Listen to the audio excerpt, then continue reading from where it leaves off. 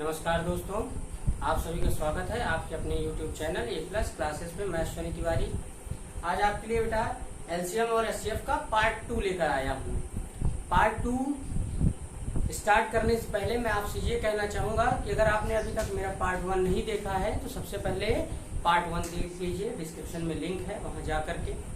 क्योंकि पार्ट 1 में मैंने एलसीएम और एचसीएफ का डेफिनेशन, उसका बेसिक और एलसीएम और एचसीएफ को शॉर्ट ट्रिक में कैसे कैलकुलेट कर लेते हैं कम से कम समय में, ये चीजें डिस्कस कर दी थी ताकि हम बहुत ही आसानी से एलसीएम, सिंपलेस्ट एलसीएम और एचसीएफ को निकाल सकें। अब हम आएंगे क्वेश्चन के टाइप पर कि किस तरीके से एलसीएम और एचसीएफ से रिलेटेड क्वेश्चन आपके एग्जाम्स में आते हैं और आप उसे जल्द से जल्द कर पाओगे। तो बेटा स्टार्ट करते हैं। एक तरफ से कुछ बेसिक सी चीजें हैं। देखिए, अगर आप नोट्स तैयार करते हैं तो बहुत अच्छा होता है आपके लिए। नोट्स तैयार करने के लिए तरीका क्या है कि आप जो टॉपिक स्टार्ट हुआ उसके लिए पहला 1 या 2 पेज छोड़ के रखिए जिस पर आप सारे रूल्स लिखते जाइए, जो भी आपको रूल बताए जा रहे हैं, और पीछे आप क्वेश्चंस लगातार करते चले जाएं। तो रूल को आप एग्जाम से पहले या कभी भी जब आप रिवाइज करना चाहें, बहुत ही कम टाइम में क्या कर सकते हैं, रिवाइज कर सकते हैं। तो यहाँ से बड़ी आसानी हो जाती है आपको कि बहुत ही कम समय में आप अपना पूरा कोर्स कवर कर लेते हैं। तो उसके लिए नोट्स बहुत जरूरी है। आप सोचेंगे कि हम वीडियो देखते रहें, पढ़ते रहेंगे, फिर दोबारा आप वीडियो देखोगे तो उतना ही टाइम फिर से आपको सब कुछ देखने में लग जाएगा, और नोट्स रहने पर बहुत कम समय लगता है कंप्लीट करने में। चलिए, तो यहाँ मैं ये क्वेश्चन ले लेता हूँ बेटा, और क्वेश्चन के साथ आपसे सारी बातें करेंगे। कि क्वेश्चन है मेरा एक, मैंने ले लिया कि 134, 159 और 189, ये 3 नंबर लिखे। क्वेश्चन है कि वह बड़ी से बड़ी संख्या ज्ञात कीजिए जिससे, इसके आगे मैं लिख दे रहा हूँ पहचान के लिए, जो जो चीजें मुझे पहचान कराती हैं वो चीजें आपको जानना जरूरी है। क्वेश्चन में मुझे क्या कैलकुलेट करना है। वह बड़ी से बड़ी संख्या, बड़ी से बड़ी लिखने की जरूरत नहीं है बेटा। कई बार आप बड़ी से बड़ी लिखने के बाद ये कहते हैं कि जिस क्वेश्चन में बड़ी से बड़ी होगा वहां पे मुझे मासा निकालना है, जहां पे छोटी से छोटी होगा वहां मुझे लासा निकालना है। नहीं, दूसरी चीजों से पकड़ना है। जिससे मतलब अगर आपने फर्स्ट पार्ट देखा होगा तो मैंने आपको बताया था कि मासा वह बड़ी से बड़ी संख्या होती है जो दी गई सभी संख्याओं को पूर्णतः क्या करती है, विभाजित कर देती है। कह रहा है वह बड़ी से बड़ी संख्या ज्ञात कीजिए जिससे, मतलब आपको भाजक पता करना है। जिससे भाग देने पर यहाँ पे एक शर्त रख दिया है कि प्रत्येक दशा में 9 शेष बचे। क्या बचे? 9 शेष बचे। ये मुझे कैलकुलेट करना है। तो बेटा पहचान के लिए कि अगर मुझे संख्या कब मासा निकालना होगा, जब मुझसे कहेगा कि जिससे भाग देने पर इतना शेष बचे, कुछ भी देने पर, तो जिससे भाग देने पर तो वो संख्या ज्ञात करनी जिससे मुझे भाग देना है। तो भाग देने वाली संख्या मतलब भाजक अगर कभी ज्ञात करना है तो आपको मासा निकालना होगा। और बेसिक नियम, और एक नियम जो लासा के लिए था वो भी आप याद रखिए कि लासा वह संख्या होती है, लासा दी गई सभी संख्याओं से पूर्णतः क्या हो जाती है, विभाजित हो जाती है। मतलब यहाँ पर संख्याएं भाजक होती हैं, उसका हम लोग लासा निकालते हैं। क्लियर है? आप ऑप्शन वाला क्वेश्चन करते हैं बेटा, एकदम कंपटीशन देना है, आप ऑप्शन का क्वेश्चन कर रहे हैं तो वहां पर आपके पास एक रूल होता है, वहां 4 ऑप्शन दिए होते हैं। वहां इसके लिए मैं आपको एक बहुत ही बेहतरीन तरीका बता देता हूं कि आप अगर कभी फंस रहे हैं कि क्वेश्चन में मुझे लासा निकालना है या मासा निकालना है, कैसे निकालेंगे, तो बेटा आप अपने ऑप्शन को देख लीजिए। ऑप्शन देखने पे आपको दिखेगा कि जो ऑप्शन दिया हुआ है वो दी गई संख्याओं से बड़ा है या छोटा है। क्योंकि जब हमने बेसिक चल रहा था तो वहां मैंने आपको बताया था कि जब भी हम संख्याओं का मासा निकालते हैं तो दी गई संख्या में सबसे छोटी संख्या के बराबर या उससे छोटा आता है, और लासा दी गई संख्याओं में सबसे बड़ी संख्या के बराबर या उससे ज्यादा आता है। तो अगर मेरे ऑप्शन दी गई संख्याओं से छोटे हैं इसका मतलब मुझे कहीं ना कहीं मासा निकालना है, और अगर दी गई संख्याओं से बड़े ऑप्शन है तो कहीं ना कहीं मुझे लासा निकालना है। तो ये हो गई बेसिक बातें जो आपको पता है। अब इन सब से आगे बढ़ते हैं। पहले शर्त के साथ क्वेश्चन को सॉल्व करते हैं। वह बड़ी से बड़ी संख्या ज्ञात कीजिए जिससे इन सभी को भाग देने पर प्रत्येक दशा में 9 शेष बचे।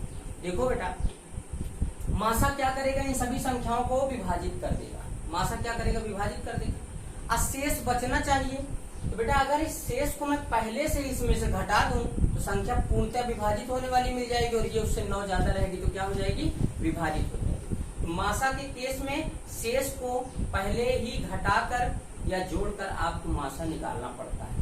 लासा के केस में, लासा का क्वेश्चन जब आप पकड़ लोगे कि इसमें मुझे लासा निकालना है, तो शेष लासा निकालने के बाद जोड़ा अथवा घटाया जाता है। ये कुछ बेसिक से नियम है, इनको अगर आप याद रख लोगे तो बहुत फायदे में रहोगे। तो चलिए क्या करते हैं, 134 में से भी मुझे 9 माइनस कर लेना है, कितना बचेगा 125।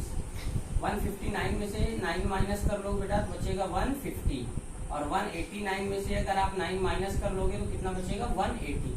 आपको इन तीनों संख्याओं का क्या निकालना होगा, मासा निकालना। मासा निकालने के बहुत सारे तरीके मैंने आपको बताए थे, ट्राइफैक्टराइजेशन method, common division method, short division method और लॉन्ग डिवीजन मेथड।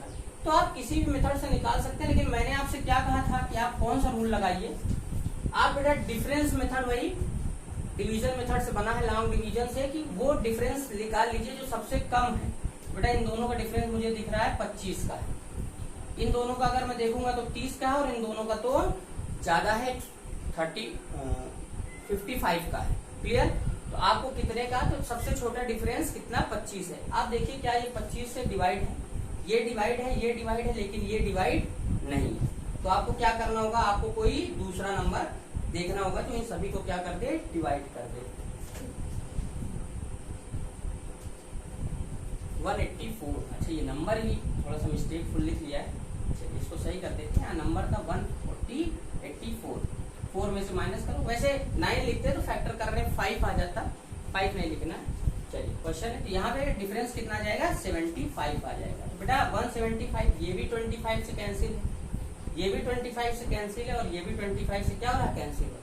मतलब 25 से तीनों डिवाइड हो रहे हैं, तो इन तीनों का मासा कितना हो जाएगा, महत्तम समापवर्तक या एचसीएफ कितना हो जाएगा, 25 हो जाएगा। तो 25 वो बड़ा से बड़ा नंबर हो जाएगा, जिससे मैं इसको डिवाइड करूं या इसको डिवाइड करूं या इसको डिवाइड करूं, तीनों केस में मेरा रिमाइंडर कितना आएगा बेटा, 9 ही आएगा। क्लियर है?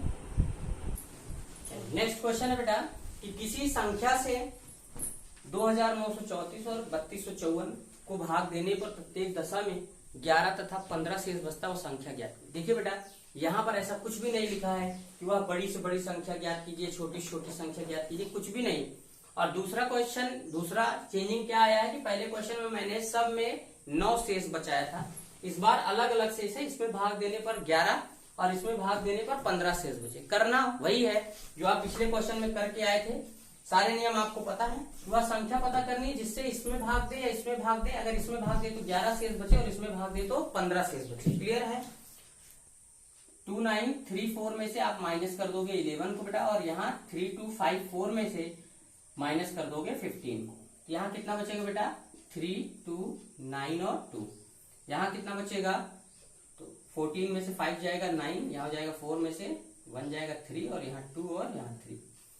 अब आप डिफरेंस मेथड से भी सभी का एचसीएफ कैलकुलेट कर सकते हैं। तो चाहे आपकी मर्जी है कि आप इसको एचसीएफ डिफरेंस मेथड से कैलकुलेट कर लीजिए, लेकिन अगर डिफरेंस से डिवाइड नहीं हुआ, डिफरेंस भी देखिए कुछ ज्यादा आने वाला है, 300 के आसपास आएगा, तो अगर उस नंबर से आपको यहाँ डिवाइड करना पड़ेगा तो कहीं ना कहीं आपको डिवाइड करने में, मन में कैलकुलेशन में दिक्कत हो सकती है। तो क्या करिए, तो हमें वो चीज चूज करना, हमें बहुत सारी चीजें पता होनी चाहिए, और हमें ये पता होना चाहिए कि इस क्वेश्चन में क्या चीज आसान होने वाली है मेरे लिए, उसी को अप्लाई करिए। तो यहाँ पे मेरे लिए क्या आसान होने वाला है, लॉन्ग डिवीजन मेथड।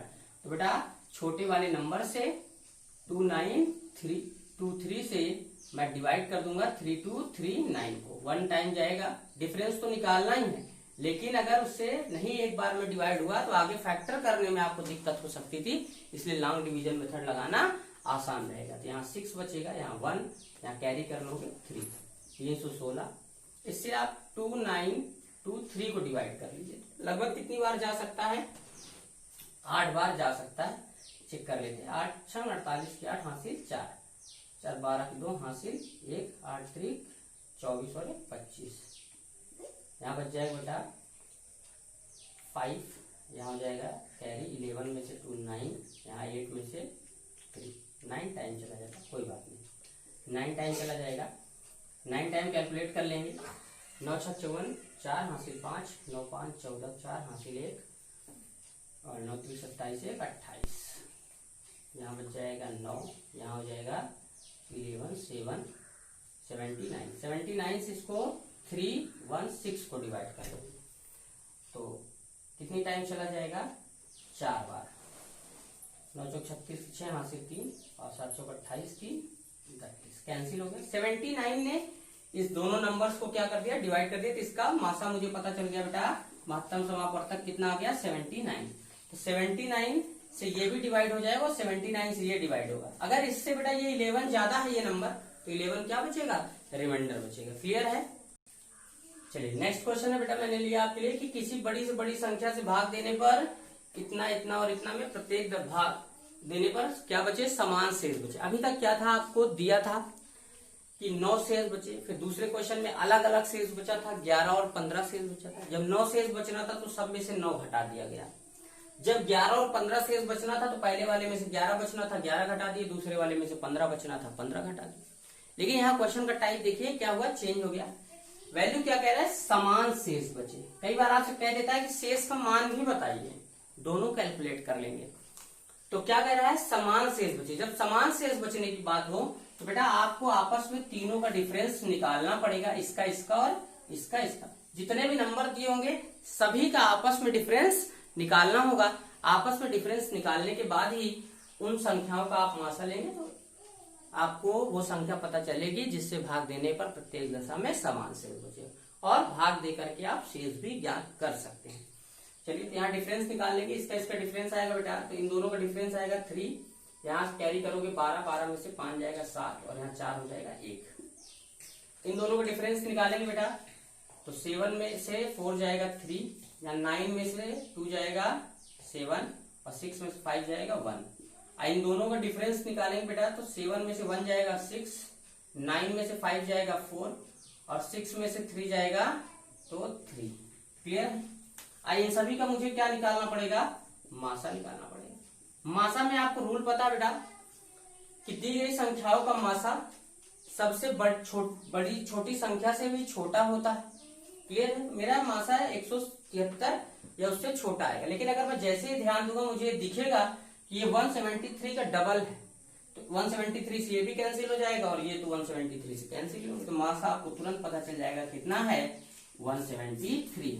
तो बेसिक जो रूल्स हैं वो आपको पता होने चाहिए। अगर यही आपसे ये कह देता कि शेष भी ज्ञात कीजिए, तो उसके लिए आपको क्या करना पड़ता बेटा, शेष कैलकुलेट करने के लिए डिवाइड करना पड़ता। किसी भी नंबर में 351 में 173 जो मासा आया था उससे आप क्या कर लीजिए, डिवाइड कर लीजिए बेटा।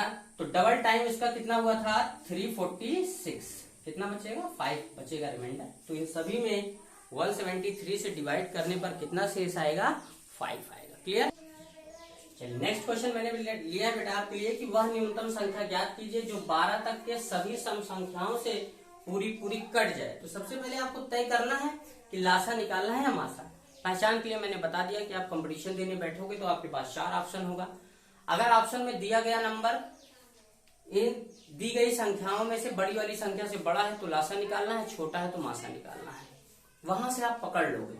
लेकिन बेसिक अगर जानना चाहते हो तो जो यहाँ कह रहा है जो 12 तक के सभी संख्याओं से पूरी पूरी कट जाए, तो 12 तक की जब आप संख्या निकालोगे तो 12 तक की सम संख्याएं होंगी 2 4 6 8 और 10 12 तक की सभी सम संख्याओं से कट जाए। आपको एक संख्या बतानी है, एक यहाँ पर एक संख्या बतानी है जो इन सभी से कट जाए। और अगर आपको भाज्य निकालना होता है तो आपको बेटा क्या निकालना पड़ता है, लासा निकालना पड़ता है। तो सीधी सी बात है, आप समझ गए कि मुझे 2 4 6 8 10 और 12 का क्या निकालना है, लासा निकालना है।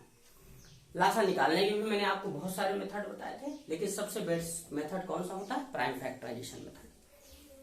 एक तरफ से नंबर्स का फैक्टर आप लिखना स्टार्ट करिए, चाहे बड़े तरफ से चाहे छोटे तरफ से, रिजल्ट आप लिख लोगे, बस प्राइम फैक्टर होना चाहिए। 2 का फैक्टर क्या होगा, 2 होगा। 4 का लिखोगे तो 2 into 2 होता है, तो एक 2 आपको लिखना पड़ेगा। 6 का लिखना है, 6 का होता है प्राइम फैक्टर 2 into 3 6 होता है। या किसी भी टेबल में आए, बस जो भी टेबल में आए नंबर्स को आपको प्राइम फॉर्म में लिखना है। प्राइम नंबर्स आपको याद होने चाहिए। 6 का होगा बेटा 2 into 3 और 2 एक लिखा हुआ है, आपको क्या लिखना है, केवल 3 लिखना है। उसके बाद 8 का होता है 2 into 2 into 2 मतलब 2 इंटू 4 होता है, लेकिन 4 प्राइम नहीं, उसको प्राइम में आप कन्वर्ट करोगे तो 3 बार 2 आएगा, और 2 बार लिखा हुआ है तो 1 बार आपको और लिखना है, तो 2 चाहे जहां लिख दीजिए। उसके बाद 10 लिखना है। 10 का होता है 2 इंटू 5। 2 तो बहुत सारे लिखे हैं, 1 बार की जरूरत थी, 1 से ज्यादा बार लिखा है, कोई दिक्कत नहीं। क्या लिखना है? केवल 5 और लिखना है। 12 लिखना है बेटा, तो 12 का होता है 6 इंटू 2 बोलिए या 4 इंटू 3 बोलिए। तो मान लीजिए आपने बोला 4 इंटू 3, तो 3 तो पहले से लिखा है, 4 तो नहीं दिख रहा है, 4 प्राइम भी नहीं है, तो उसको आप प्राइम फॉर्म में कन्वर्ट करोगे। प्राइम में कन्वर्ट करोगे तो 4 का होगा 2 इंटू 2, और देखो दोनों 2 लिखे हुए हैं, तो इसका मतलब आगे आपको कुछ नहीं लिखना है, इसी का क्या करना है? मल्टीप्लाई कर देना है। तो 5 और 2 तो हो गया 10, इसका गुणा करोगे तो होगा 12, 12 में 10 का गुणा होगा तो कितना हो जाएगा? 120। तो 120 वह सबसे छोटी संख्या है जिसमें आप 2 से भाग दोगे तब भी पूरा पूरा विभाजित हो जाएगा। 4 से 6 8 और 10 12, चाहे जिससे भी डिवाइड करोगे क्या होगा? नंबर पूरी तरीके से विभाजित हो जाएगा। नेक्स्ट क्वेश्चन बेटा आपके लिए कि वह छोटी छोटी संख्या ज्ञात कीजिए जो पूर्ण वर्ग भी हो और 3 4 7 10 तथा 12 से पूरी पूरी विभाजित भी हो। तो इन सभी से विभाजित हो जाए तो ये संख्याएं मेरी कहाँ जाएंगी? नीचे जाएंगी, और आपको एक संख्या क्या करनी होगी? ज्ञात करनी होगी। मेरा 3 4 7 इन सभी से क्या करना है? मुझे डिवाइड करना है। तो जब भी मुझे अपनी दी हुई संख्याओं से विभाजित करना पड़ता है तो मुझे संख्या का क्या निकालना होता है? लासा निकालना होता है। तो इतना तो मुझे पता चल गया कि मुझे क्या कैलकुलेट करना है? मुझे एलसीएम कैलकुलेट करना है। लेकिन साथ में एक शर्त दिया है कि जो भी संख्या ज्ञात हो वो क्या हो? पूर्ण वर्ग भी हो, पूर्ण वर्ग भी हो।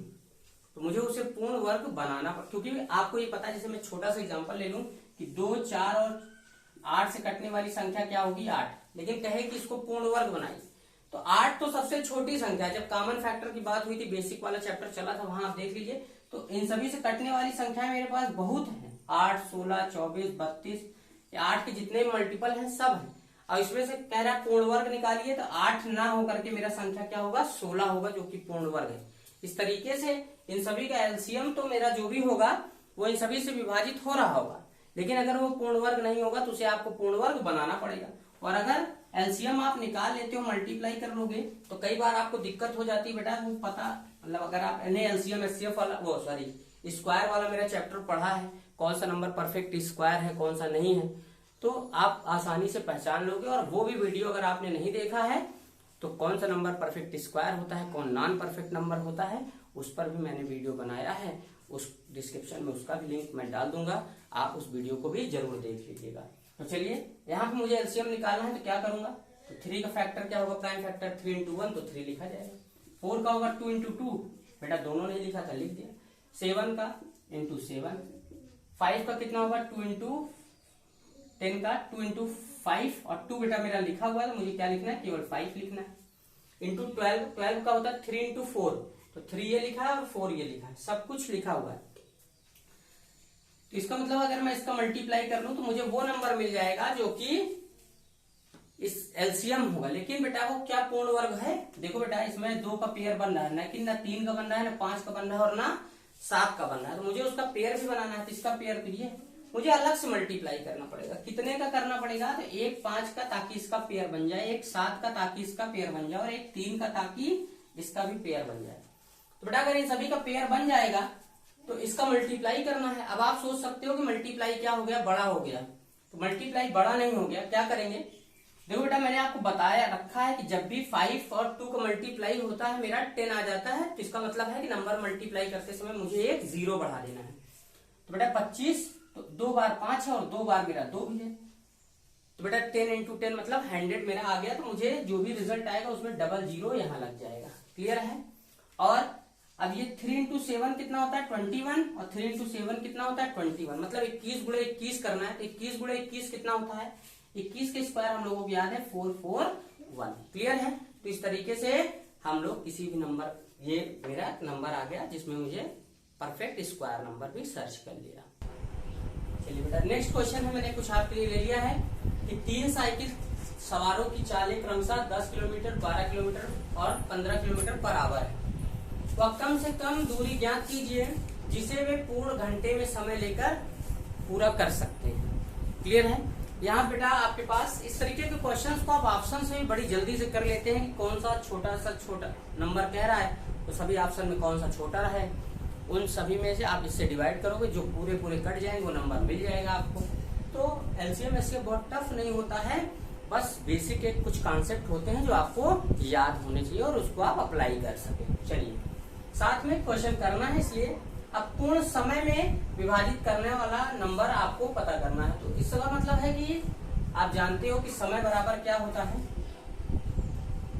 दूरी बटे चाल। नीचे चाल है और ये चालें दी हुई है, तो चाल से आपको क्या करना है, दूरी में भाग करना है। तो दूरी ऊपर है और संख्याएं मेरी जो दी हुई है वो कहाँ है, नीचे है। अगर दी गई संख्याएं नीचे होती है, ऊपर वाली संख्या मतलब भाजक अगर दिया होता है, भाज्य ज्ञात करना होता है, तो मुझे लासा निकालना होता है, तो कैलकुलेट कर लेंगे। Very simple. इन सभी का एलसीएम कितना होगा, 10 का होगा 2 into 5 प्राइम फैक्टर, 12 का होगा 2 into 6, 2 लिखा है, 6 और लिखना है, 6 लिखेंगे तो 2 into 3 रहेगा। 15 लिखना है बेटा, 15 का होता है 3 into 5, 3 भी लिखा है 5 भी लिखा है, सब कुछ लिखा है। मल्टीप्लाई कर दो तो 5 और 2 10 हो जाता है, और ये 6 हो जाएगा, 6 का 10 से मल्टीप्लाई हो जाएगा तो कितना हो जाएगा 60, और यूनिट कुछ दिया होगा, यूनिट किसमें होगा, किलोमीटर में। क्लियर है बात। नेक्स्ट क्वेश्चन है बेटा, वह छोटी छोटी संख्या ज्ञात करनी है। तो कहीं आप ये ना सोच ले कि छोटी छोटी संख्या से मुझे तय करना है कि एलसीएम निकालना है कि एचसीएफ। छोटी और बड़ी से नहीं तय करना है, आगे और क्वेश्चन को पढ़ेंगे। जिससे यदि इतने से भाग दिया जाए, अब देखिए से भाग देना है, से भाग, इन सभी संख्याओं से एक संख्या जो मैं निकालने वाला हूँ, जो मैं निकालूंगा उसमें भाग देना है 8, 9, 12 तथा 15 से। बेटा जब मेरा भाजक दिया होता है और मुझे भाज्य ज्ञात करना होता है तब एलसीएम निकालना होता है, लेकिन आगे कह रहा है प्रत्येक दशम में 3 शेष प्राप्त हो, तो बेटा शेष भी लाना है। तो एक बात बताइए, इस संख्या का अगर मैं एलसीएम यहाँ निकाल दूंगा तो जो संख्या प्राप्त होगी वो क्या होगी, वो 8 से भी पूर्णतया विभाज्य होगी, 9 से भी पूर्णतया विभाज्य होगी, 12 से भी पूर्णतया विभाज्य होगी और 15 से भी पूर्णतया विभाज्य होगी। क्या आपको केवल विभाज्य संख्या चाहिए? नहीं, आपको क्या चाहिए, शेष भी बचे। तो शेष कब बचेगा, जब पूर्णतया विभाज्य होने वाली संख्या से ज्यादा होगा। कितना ज्यादा होगा, जितना शेष बचाना है। इसका मतलब है कि शेष को आप क्या कर दोगे, ऐड कर दो। जैसे छोटा सा एग्जांपल ले लो बेटा, 3 से मैं 6 में डिवाइड कर रहा हूँ, तो 2 बार जाएगा और ये कम्प्लीटली डिवाइड हो जाएगा 6, क्योंकि ये इससे कम्प्लीटली डिवाइड हो रहा है। अगर ये इसके कम्प्लीटली या सेकंड मल्टीपल से कुछ ज्यादा होता तो बेटा जैसे यहाँ पे 7 होता और 3 से डिवाइड करता, 2 टाइम जाता 6, 1 क्या होता, रिमाइंडर बचता। तो इसका मल्टीप्लाई इसका कंप्लीट फैक्टर होगा और उसमें आपको 1 क्या चाहिए, रिमाइंडर। देखिए इसको इसमें अगर आप सब्सट्रैक्ट कर दोगे तो आपको मिल जाएगा ना, और अगर इसमें इसको ऐड कर दोगे, मल्टीपल में अगर इसे ऐड कर दोगे तो आपको उतना रिमाइंडर बचेगा, उतना ज्यादा हो जाएगा। तो आपको क्या करना है, यहाँ पे 3 रिमाइंडर लाना है, 3 आप क्या कर दोगे, एलसीएम में ऐड कर दोगे। अब इन सभी का एलसीएम आपको निकालना है। तरीके आपके पास बहुत है, सबसे आसान तरीका लगाइए। 8 का फैक्टर 2 into 2 into 2 लिखिए, प्राइम फैक्टर लिखना, 4 into 2 नहीं लिखेंगे क्योंकि 4 प्राइम नहीं है। 9 का 2 into 3। अब 12 लिखना, 4 into 3 होता है बेटा, 3 भी प्राइम है और 4 यहाँ पे लिखा हुआ है ऑलरेडी, 12 नहीं लिखना पड़ेगा। 15 का 3 into 5 होता है, 3 लिखा हुआ है, 5 नहीं लिखा, केवल आपको एक 5 इंक्लूड कर लेना है, मल्टीप्लाई कर देना है। अब आप मल्टीप्लाई बहुत आसानी से कर सकते हैं, तो 5 और एक 2 आप छोड़ के मल्टीप्लाई कर लीजिए। तो 3 और 2 या एक 3 और एक 2 को मल्टीप्लाई होगा 6, एक 3 और एक 2 को मल्टीप्लाई होगा 6, तो 6 into 6 कितना होगा, 36।